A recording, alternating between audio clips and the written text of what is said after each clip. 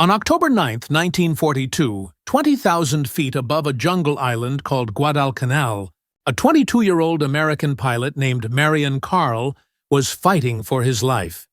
He was flying a Grumman F4F Wildcat, a stubby, heavy, carrier-based fighter, and he was being hunted.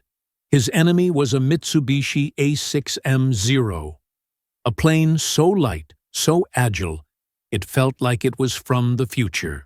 It could turn inside the Wildcat's radius twice over. It could climb like a rocket. For the past year, the Zero had been a ghost, a phantom that owned the skies from Pearl Harbor to the Philippines. Marion Carl was an ace, but right now, he was just meat.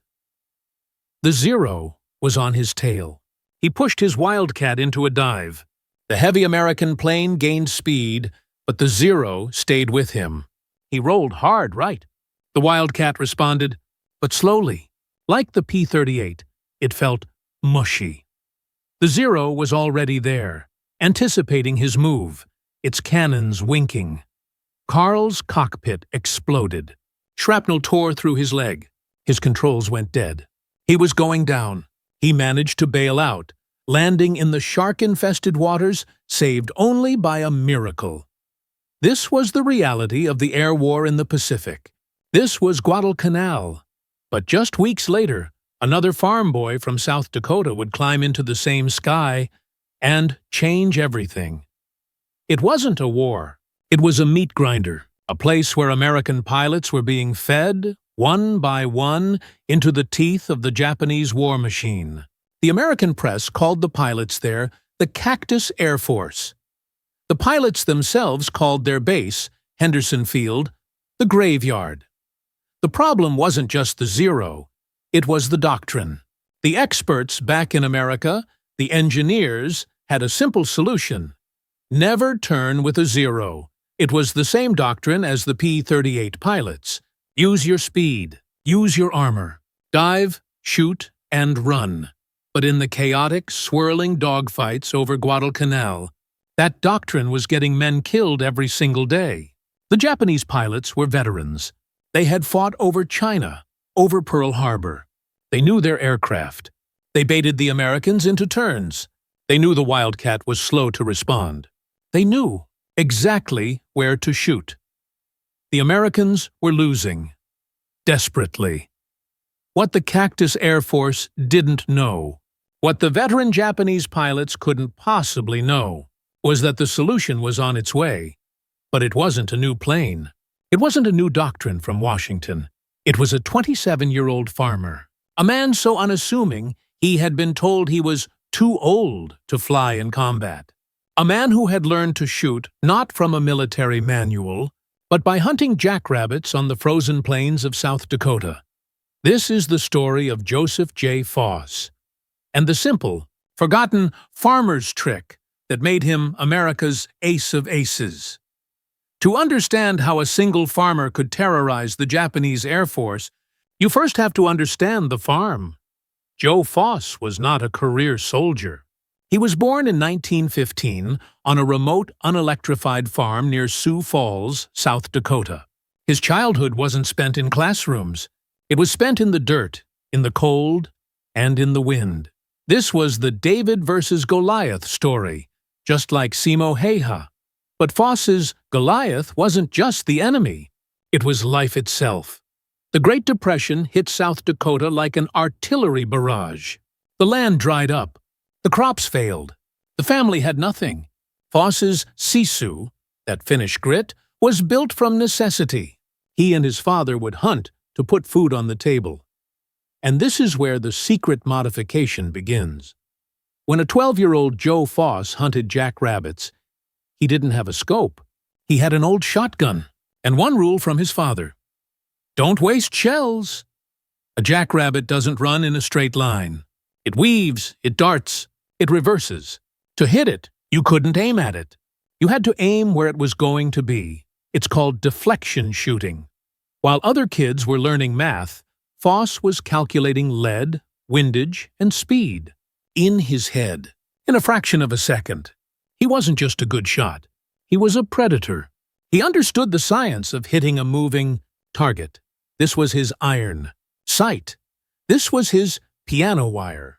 It was a farmer's eye that military manuals couldn't teach. But Foss didn't want to hunt rabbits. He wanted to fly. In 1933, his father took him to an air show. He saw a Marine Corps squadron flying biplanes. He was 18, and he was hooked. He told his father, "That's what I'm going to do." The path was impossible. He was a poor farm kid. He had no education. When his father was tragically killed by a downed power line, Joe, at 19, had to drop out of school to run the farm. He was trapped, but he had that sisu. He worked the farm by day and took night classes. It took him 6 years to get enough credits to enter college. He worked his way through, washing dishes, to get a pilot's license.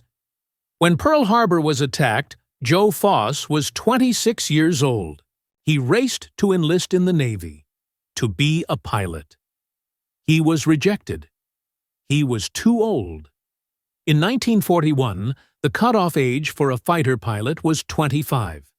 They told him he could be a flight instructor, teach other kids how to fly. It was a devastating blow. It was the engineering officer telling McKenna the cables were within spec.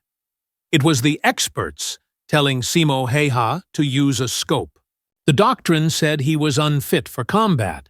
So, Foss did what McKenna did. He broke the rules. He found a loophole. He joined the Marine Corps Reserve. He became an instructor. And for 9 long months, he watched as 20-year-old kids he had trained were sent off to war. Foss was enraged. He hounded his superiors. He demanded combat. He wrote letters. He made noise. He was, in his own words, the loudest, most annoying instructor in the Navy. Finally, just to shut him up, they gave in. They sent him to advanced fighter training. He was assigned to a new squadron, VMF 121, and in October 1942, as Marion Carl was being shot out of the sky, 27-year-old Grandpa Joe Foss, the too-old farmer from South Dakota, was put on a transport ship.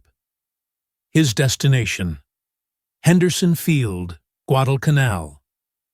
The place he arrived at was not a military base. It was hell. The moment he stepped off the plane, the smell hit him. A thick, humid mix of engine oil, rotting jungle, and death. The runway was a pock-marked strip of dirt and gravel, carved out of the palm trees. The operations center was a wooden shack named the Pagoda. The pilot's quarters were mud-floored tents, and everywhere were the wrecks, dozens of F4F Wildcats, P-39s, shoved to the side of the runway, their wings torn off, their engines shattered, their cockpits stained. This was the graveyard of the Cactus Air Force. Foss was assigned to his tent. He met the men he would be flying with. They weren't the fresh-faced kids he had trained. They were ghosts. Their faces were yellow with atabrine, the anti-malaria drug. Their eyes were bloodshot from lack of sleep. Their flight suits were stained with sweat and grease. They were veterans, but they were also hunted. Foss, the old man, the farmer, walked in.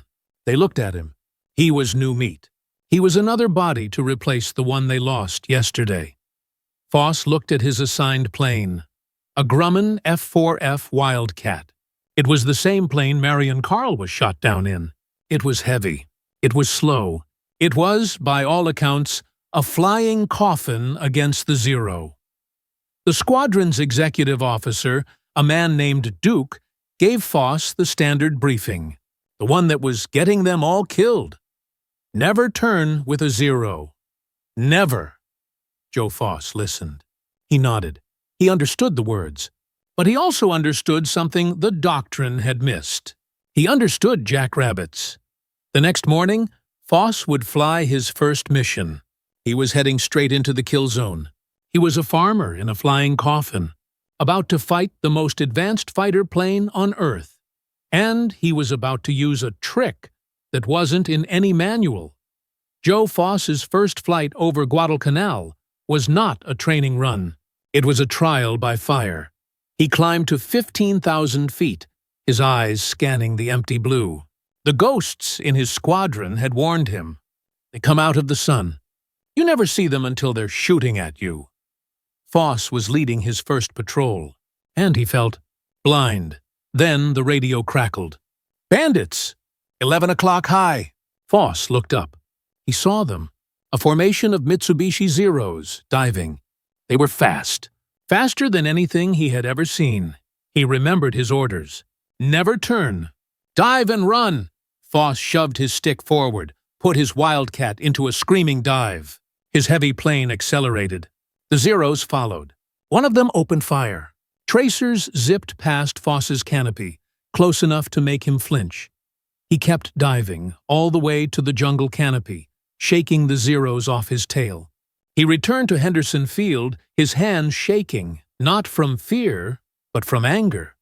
The doctrine was wrong. He knew it. You couldn't win by running away. You could only survive.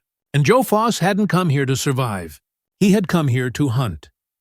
On October 13th, just days after his arrival, Foss was leading another patrol. This time, they ran into a group of Japanese bombers protected by Zeros. The dogfight began. It was chaos. Wildcats and Zeros twisting in the sky. Foss saw a Zero lock onto his wingman's tail. The Japanese pilot was closing in for the kill. The doctrine said Foss should dive away, find an easier target. The farmer's eye said something different. Foss rolled his Wildcat hard. He wasn't aiming at the Zero. He was aiming where the jackrabbit was going to be. He pulled the trigger.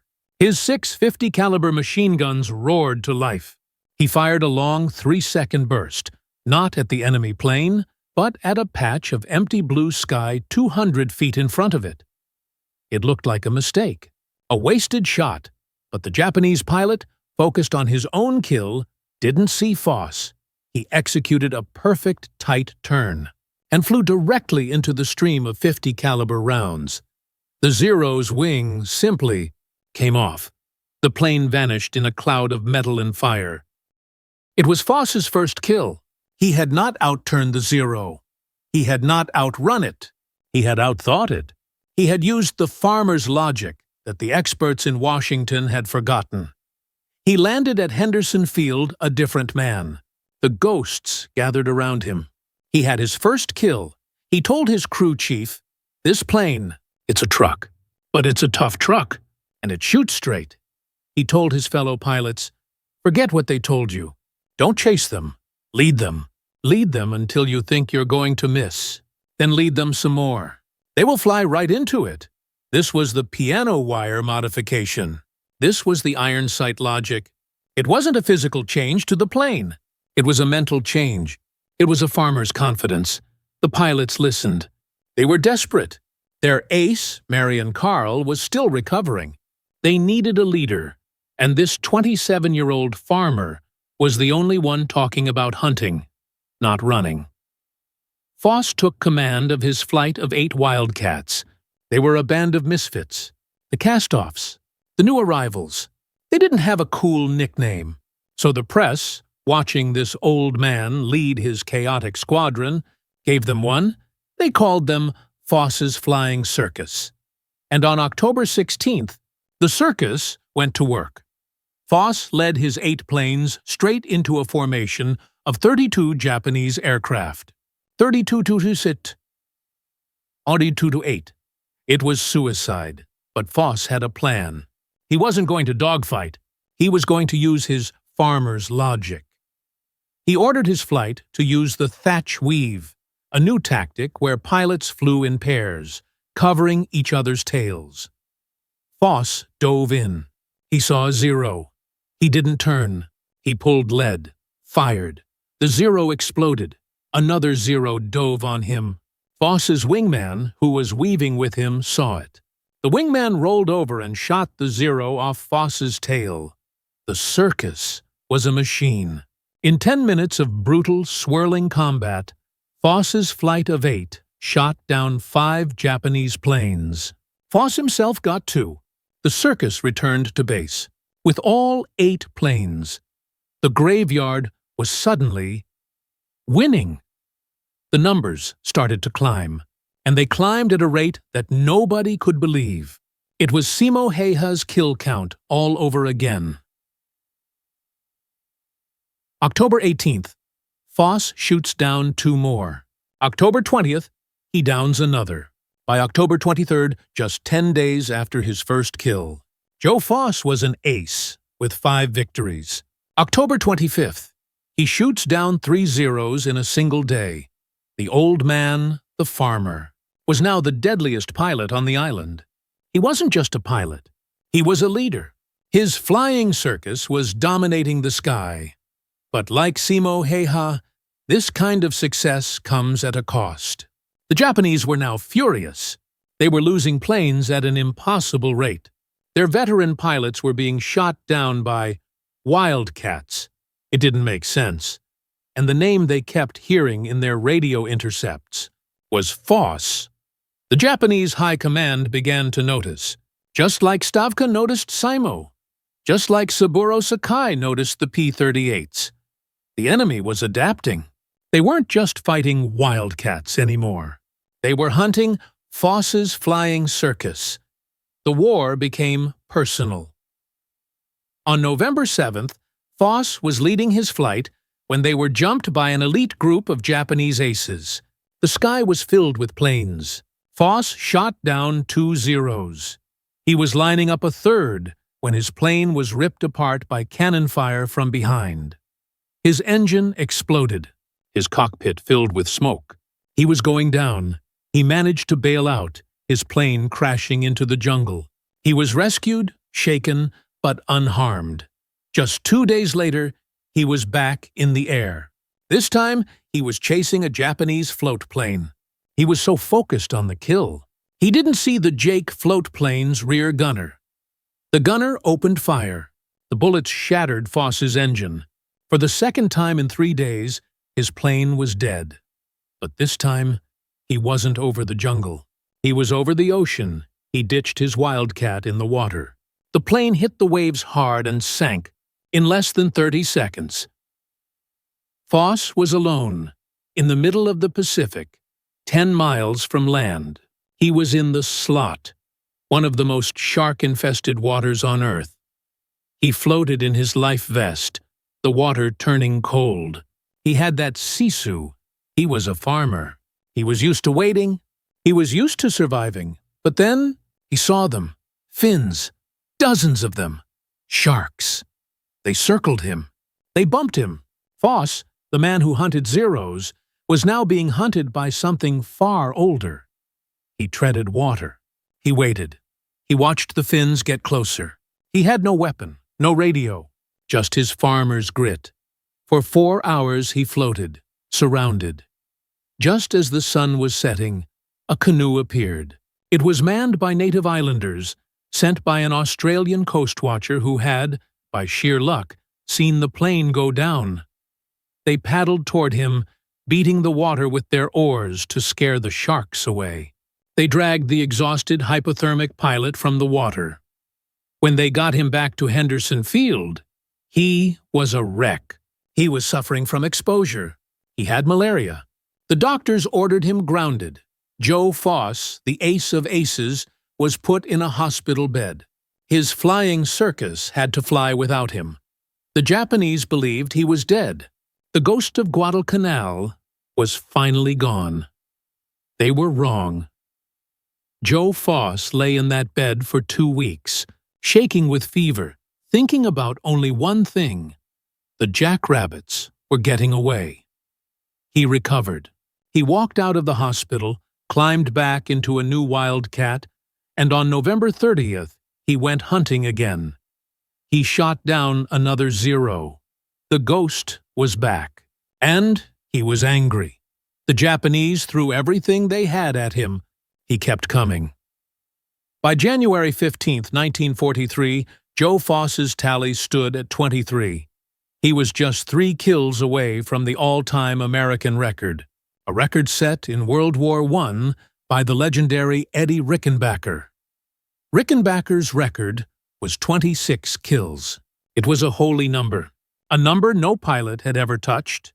And now, a 27-year-old farmer from South Dakota, in a flying coffin, was about to break it. By January 1943, the name Joe Foss was a legend on Guadalcanal, but it was a legend written in exhaustion and fever.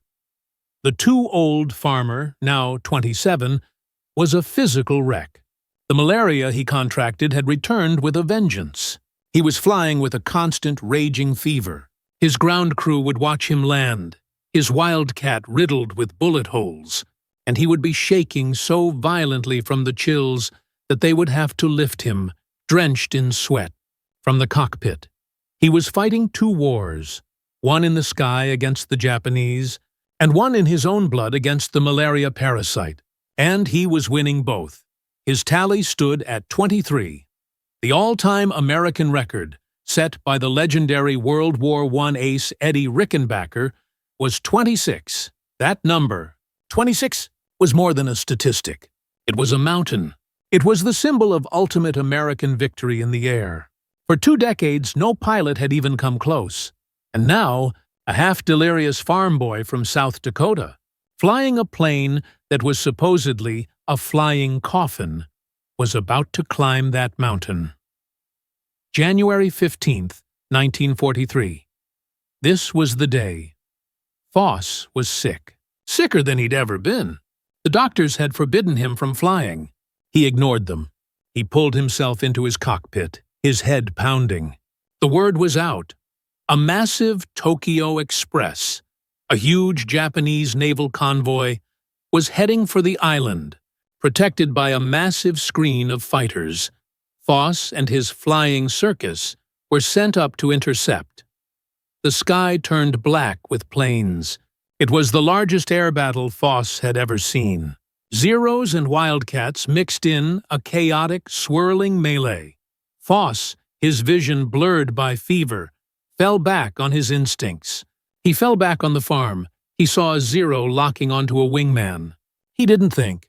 He reacted. He rolled his Wildcat, not at the Zero, but at the empty space where the jackrabbit was going to be. He fired. His .50 calibers ripped the empty air. The Zero, committing to its turn, flew directly into the wall of lead. The plane disintegrated. That was kill number 24. He scanned the battle. Another Zero was diving on a different group of Wildcats. Foss shoved his throttle forward, his engine screaming. He cut the Zero off. The Japanese pilot, seeing Foss, tried to out-turn him, the classic Zero tactic. Foss didn't take the bait. He performed a high-side pass, a maneuver he had perfected. He rolled over the top of the Zero, came down from its blind spot, and fired a single, perfect burst. The Zero's engine exploded. That was kill number 25. He had tied Rickenbacker. He was now, officially, a living legend. But he wasn't done. He saw another Japanese plane, a roof float-plane fighter, trying to escape the battle. Foss dove. The Roof-A pilot saw him coming and pulled into a desperate climbing turn. This was the ultimate test. The farmer's eye versus the veteran Japanese pilot. Foss didn't just follow. He calculated. He saw the roof's line of escape. He pushed his own plane's nose up, firing a long, arcing deflection shot that seemed to defy physics. The .50 caliber rounds traveled in a perfect line, meeting the exact point in the sky where the roof was trying to flee. The plane was hit directly in the cockpit. It fell, tumbling end over end into the Pacific. That was kill number 26. In a single afternoon, while shaking with malaria, Joe Foss had shot down 3 enemy planes. He had tied and then broken the unbeatable record.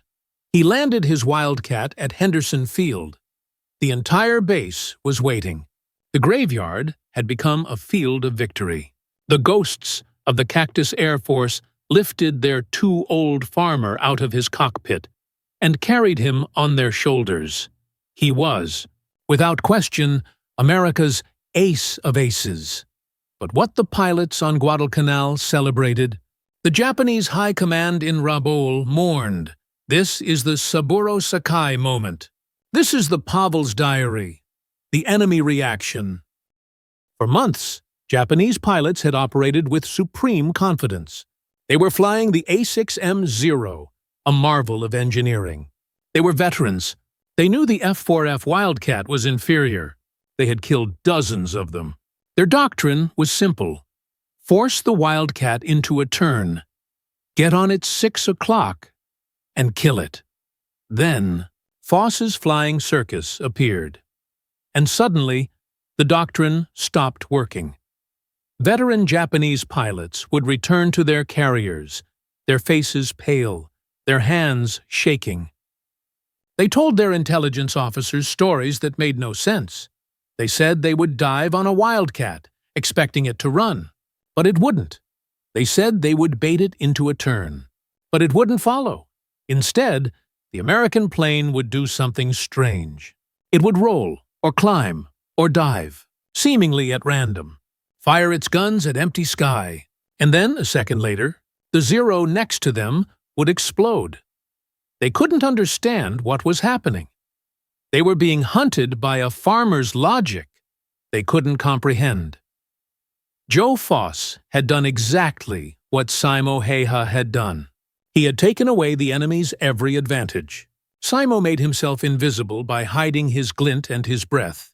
Foss made his intentions invisible by never aiming at his target. The Japanese pilots were fighting a ghost. They were fighting an invisible modification that wasn't made of piano wire. It was forged in the brain of a South Dakota hunter. Foss had single-handedly broken their confidence. He had proven that the Zero was not, in fact, unbeatable. He had proven that the inferior Wildcat, in the hands of a pilot who understood the science of the jackrabbit, was the deadliest weapon in the sky. The Japanese aces, who used to hunt Wildcats for sport, were now hesitant. They were cautious. The Cactus Air Force was no longer the hunted. It was the hunter, and it all came down to one man, who had been told he was too old to fight. But this victory came at a terrible price. This is the cost. This is the explosive bullet that Simo Heiha faced. Foss's cost wasn't a single bullet. It was a slow, agonizing burnout. Days after breaking the record, Foss was grounded for good. The malaria had finally won. He was now so sick he couldn't stand. He was suffering recurring, debilitating fevers. He had lost over 30 pounds. The man who had faced down Zeros and sharks was being eaten alive from the inside. He didn't leave Guadalcanal in a victory parade. He was evacuated on a stretcher, a skeletal, yellow-skinned ghost, his body broken by the island he had helped save. He was flown to hospitals in the Pacific and then back to the United States. He was a national hero, but he was also an invalid. But Joe Foss had that sisu, that farmer's grit. He spent months in a naval hospital in San Diego, recovering, and it was there that the nation he had served finally recognized him. On May 18, 1943, Joe Foss, the farmer from South Dakota, stood in the White House. President Franklin D. Roosevelt placed the Medal of Honor, the nation's highest award, around his neck. The citation praised his dauntless courage and his incomparable combat skill. But what was his true legacy? What was the ripple effect of his farmer's logic? It was hope. In 1942, America was losing the war. The Zero was a mythic monster. The Japanese were seen as unstoppable. Joe Foss, with his 26 kills in just 44 days, broke that myth.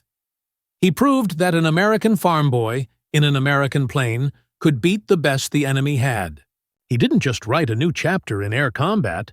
He wrote the entire manual on how to defeat the Zero. The deflection shooting and thatch weave tactics he perfected became the new doctrine for the entire Pacific Fleet. He had saved Guadalcanal, and in doing so, he had helped turn the tide of the entire war. And what happens to a man who becomes the ace of aces when the war is over? Unlike Sergeant McKenna, whose modification remained a secret, Foss's heroism was celebrated. But like Simo Häyhä, the farmer, he never forgot where he came from. He didn't stay in the military. He went home to South Dakota. He used his fame not for himself, but for his people. He entered politics.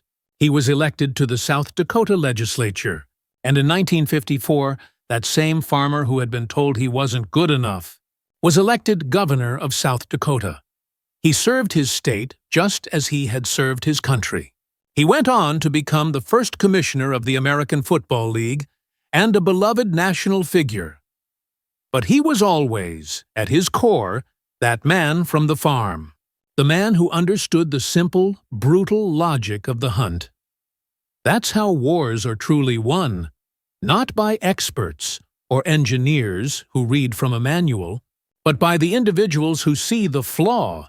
James McKenna, the mechanic, saw a flaw in a P-38's control cable.